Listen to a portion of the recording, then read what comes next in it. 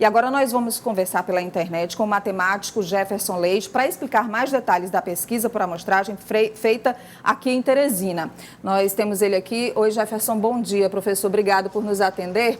O senhor chegou a dizer ontem no levantamento que se as medidas que Teresina adotou não tivessem sido adotadas de forma precoce, nós já poderíamos ter um número muito maior de mortes, pelo menos 600 mortes aqui em Teresina. Por que essa projeção, professor? Bom dia, Nádia. Bom dia, Fenelon. Bom dia a todos que estão acompanhando Cidade Verde.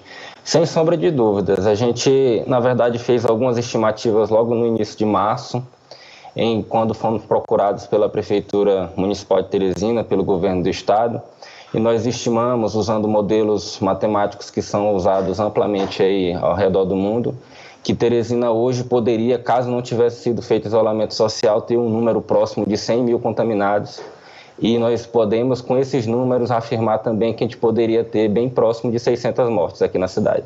O senhor está utilizando aí uma proporção de menos de 1% entre o número de infectados e o número de mortes. E eu pergunto, como o senhor faz esse cálculo levando em conta essa pesquisa divulgada ontem? Porque se a gente for olhar mesmo 1% só na proporção entre mortes e infectados, a gente teria que ter mais de 100 mortes só em Teresina. Como a matemática tenta explicar essa diferença aí tão grande?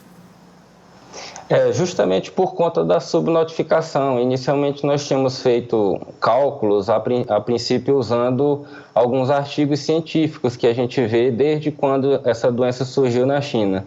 E a gente percebe, quando faz um estudo mais detalhado, usando alguns argumentos médicos, que a letalidade dessa doença propriamente dita, ela não chega a ser 1%. Então, o modelo matemático em si, quando você plota os números que a gente não conta com a subnotificação. Então, dessa forma, a gente faz alguns cálculos, faz algumas estimativas para que a gente tenha esse número em torno de 0,5%, 0,6% em termos de óbitos. Doutor Jefferson, o senhor está falando aí de subnotificação, aqueles dados registrados oficialmente, mas a gente tem essa pesquisa agora que, teoricamente, não contempla subnotificação. Ela pega uma amostragem bastante importante e traz essa projeção de mais de 12 mil casos. Então, a gente, mesmo sendo um pouco abaixo de 100%, a gente teria 100 mortes. Por que há esse choque aí nesse cálculo? Observem aí que a pesquisa sorológica que foi feita, ela traz uma realidade de dias atrás. Quando você faz o teste rápido, que são justamente as confirmações que a gente tem da pessoa ter tido contato ou estar doente com o vírus, ela traz justamente numa época que Teresina tinha em torno de 230, até o prefeito pôs aí em um dos slides dele. Nós tínhamos 230 infectados em Teresina para uma proporção de 12 mil aproximadamente 12 mil infectados. Hoje, a gente estima com os modelos, a gente deva ter um pouco mais, ou então muito próximo de 20 mil infectados, o que faz com que a gente tenha essa estimativa. E que tem subnotificação de morte também? É isso que eu queria saber também.